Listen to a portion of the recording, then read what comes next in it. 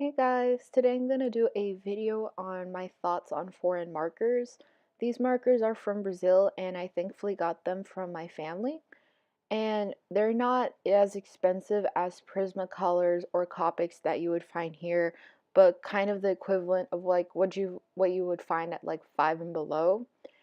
I will not be comparing them to regular art supplies, such as I could find at Dollar General or something like that. I just wanted to show you my thoughts on it, and this is where you find them online. I was not able to find them on regular online retail stores such as Amazon or eBay, but they were on this one site. If you really wanted them, you could find, which is this one right now, and I only found them in pounds, I believe, or euros. I believe that's the currency. So, and for you to get an idea of how much this would equal to, this is the currency exchange I found from online. And to test out how I like these or not, I started doing some swatches and some colors to see how I could use the colors in the art piece I did. And they have a fair selection of colors that I wanted to use, and they weren't like of bad saturation, even though they kind of like lack some depth, if that makes sense. I feel the only way with markers, if you wanted to get more into surrealism or photorealism, then you needed a larger variation of color. But since this is like such a more simple base set, I can't really complain. But otherwise, I did really enjoy the colors, and for like basic sketches, they are pretty fun. Foreign art products are really interesting to me because they have different inventions or designs for cute or useful art supplies. I may do a future video like that, but I've only got stuff from Brazil right now, and it'd take more time for me to amass my collection. In comparison to the US, Brazil has stationery stores, not like Office Depot or Hobby Lobby kind of styled, but a mixture of office and art supplies, which is pretty cool.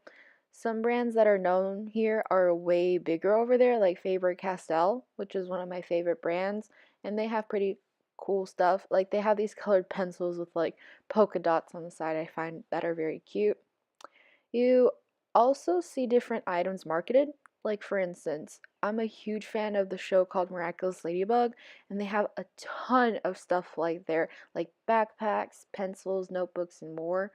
I'm not really sure why, but I think it's because of the demand there is stronger, as the fan base of the younger audience for the show is larger over there.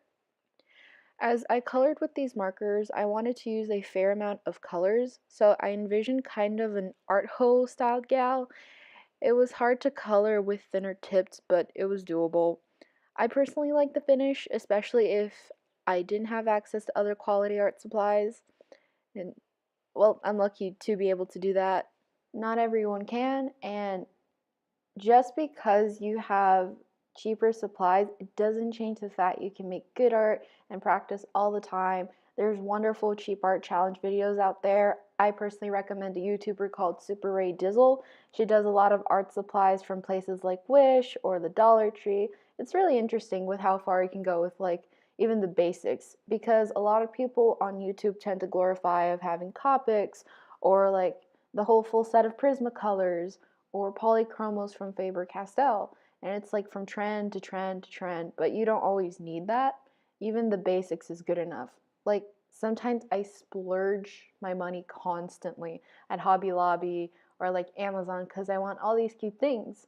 Like I have a watercolor set, gouache, pastels, but I don't even use all those mediums most of the time. Or like this one dip pen I thought was really cool, so I bought it, but I even haven't used it yet. So it's like if I become more aware of what I need and only spend money on that and use it other than splurging constantly, then I would save money for myself and to contribute that money to other places in my life I need, such as like future college loans and stuff. But that's the whole process. Um, Back to the topic of foreign art supplies. I think I've mentioned this one or twice in the video already, but Japan has this one special store or like city in Japan, I'm pretty sure. I could link it down below for the video, where it comes like new art supplies like like around the world. You know, like how Japan is like #1 for the country in technology. Like this place is also for like art supplies, and it's really interesting with how many things they invent. There's a bunch of like stationary YouTube channels that like explore the whole massive stationery, and it is a dream, but realistically, I don't want to have that much stuff because I already have like 20 sketchbooks like stacked in my closet I haven't even finished. Sometimes if you just want to have fun and like go shopping, I like going to the Dollar Tree or Marshalls or TJ Maxx where like they have this little art section, and sometimes you can find really good finds at like Ross and they're all like on sale or clearance because nobody buys them. Like like last time I found the dual tip markers like at Hobby Lobby they were paying for like $24, but there I found them for 15, which was like a total steal if you know what I mean. Um, and then like if you have a sibling or a cousin, you can like try out the art supplies just for fun to see what you can do with them. Like let's say you got this pack of markers I have in the video just like from the dollar store or somewhere, and you just use them to sketch it out because like they're thin tipped, but like if you're just doing a quick sketch, I think they can be pretty fun. And like let's say you're pretty sure you won't use them anymore, you can just give them to a younger member in your family or people who would want it. On another note, if you have a bunch of decent, good quality art supplies like me, like if you spend on like some brands or like something that's a little upping your game and you don't want them anymore, I know a lot of people tend to sell like resell art supplies on Depop. It's a store where like people repurpose their items they don't want in the closet anymore or stuff and they sell it. And I'm pretty sure you need a PayPal for it. I've personally never used it yet, but I just hear that's like up and trending.